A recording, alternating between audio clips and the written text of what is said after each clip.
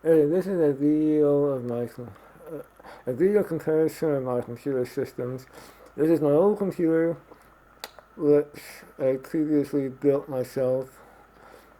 It always went hot and noisy because it always went at full power no matter what you did. And because of that, the fans ran at high speeds. Even though the fans are not that big, that means they have to run that much faster. Also because they're made with ball bearings, like this old thing I have. That's why that was the gold standard back then. But they're noisy. And I didn't bother to do the research to replace the heat sink that came with my CPU and buy a bigger, better one. I was too intimidated to figure that out and pay the price with noise. Then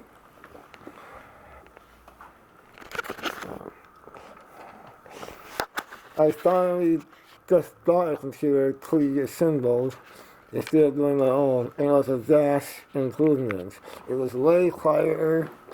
It actually would not run hot unless you're doing a lot of work. And one key reason why it runs quiet is it has a giant heat sink. The CPU is behind this thing right here, and it goes big now. It was way bigger than the previous computer, and because of that, the fan is also way big. You can't really see it, but it's much bigger than the previous fan, so it ran quieter. The one problem still remained. The fan in the power supply used to act up and make some noise until it finally stopped. The other reason why it's quieter is because they don't use ball bearings, I suspect. They're using something else to make it quiet. Ball bearings are the worst kind of fan for noise. Then finally, I built my own new computer, finally spending months and months of research learning how to do it right so I could replicate this Dell system and get the same results myself. That took a lot of effort. Okay, let's put this. So let's see, I want to pop it off. Come on, pop.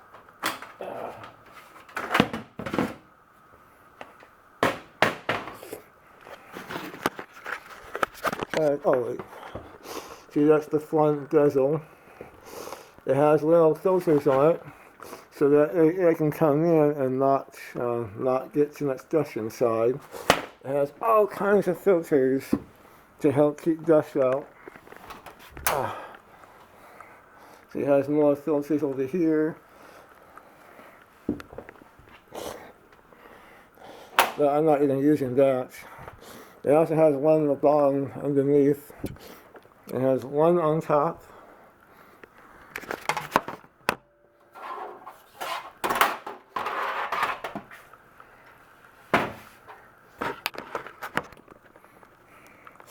Okay.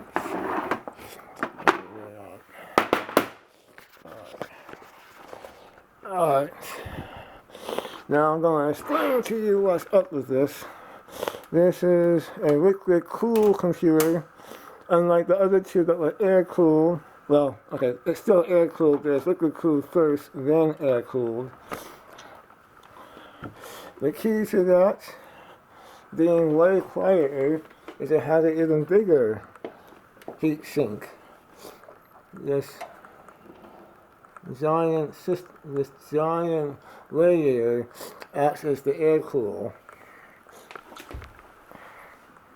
See if I can get this right. Oh, come on. Okay. So I got 4 giant fans that takes the heat out.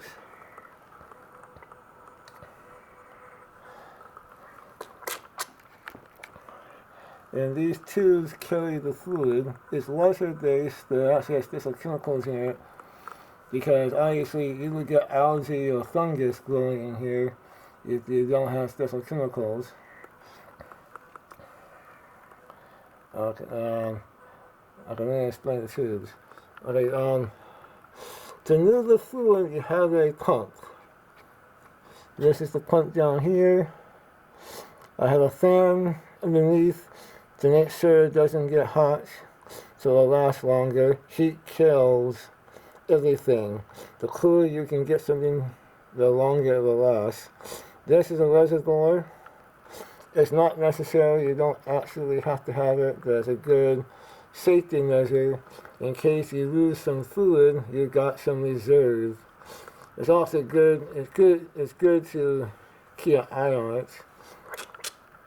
Okay, so the fluid gets pumped out the tube, goes all the way up to the top into the radiator. Then it goes through, cools down, comes back, goes down another tube to the memory. They say on the internet there's optional including memory, you don't really need to, but I got special memory online that's hard to find, and if it breaks, I might not be able to replace it. So I decided to cool it.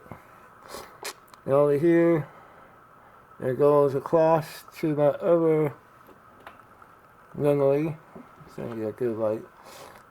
And it goes up, and then goes over to the CPU. Now this is special.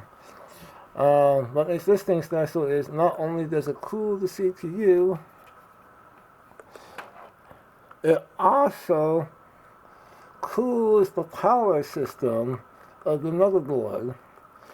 Because the motherboard actually has special power things up here. Well, I'll show a picture of that. And yeah, and that gets almost as hot as the CPU does. So it needs to be cool too. Then it comes down the tube to my graphics card. And when it goes in there, let's see what I can do.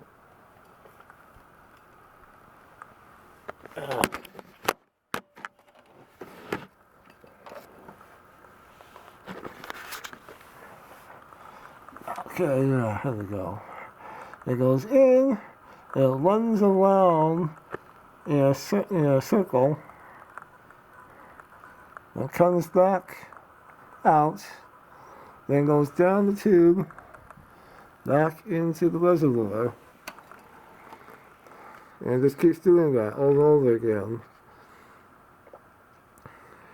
And most of the time, it's hardly noticeable. In fact, I have to sometimes carefully look at the reservoir just to see if it's even spinning. Because I sometimes can't tell this off and on. This is kind of scary in a way. And that's it. Another special thing, I even have a giant fan for my hard drives. My hard drives are in this here, and I got a giant 120 millimeter fan. Because it's so large, it runs pretty quiet. That also helps. And there's one thing that gets hot, and I cannot get any liquid cooled for, is the chip. Yes.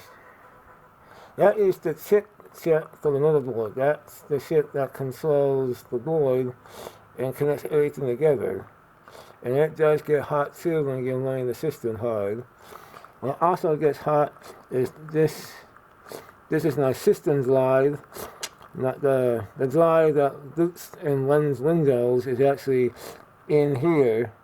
It got a little heat sink cover, but it still gets kind of warm. So I figured out a solution for that. I got a set of fans that I installed that fits right into the back slot of my computer. Fortunately, this is a big case, so there's extra slots that are below the motherboard. So it's the perfect place to put a slot fan cooler. I have it off now because it's too noisy.